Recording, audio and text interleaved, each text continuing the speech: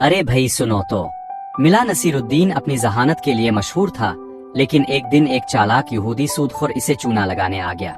यहूदी ने बड़े फख्र से कहा, मुल्ला, मैं तुमसे एक सवाल पूछता हूँ, अगर जवाब ना दे सके तो ये सोना मेरा। अगर बता दिया तो तुम्हारा। मिला ने हंसते हुए कहा, चुल्लू भाई पूछ लो, देखते हैं क्या गेम है तुम्हारी। यहूदी ने आंखें चमकाई और बोला, बताओ दुनिया का सबसे बेवफा कौन है। मिला ने दाढ़ी सहलाते हुए थोड़ा सोचा, फिर शरारती अंदाज में बोला, सबसे बेवफा तुम्हारा सूना। यहूदी हैरान। आउन, मिला हंस के बोला, हाँ भाई अभी तो देखा, तेरे हाथ से निकल गया। यहूदी गुस्से में आ गया और सीधा काजी के पास जा पहुंचा। काजी साहब, मिला ने मेरा सोना छीन लिया। काजी ने संजीदगी से पूछा, मिला ये क्या माजरा है।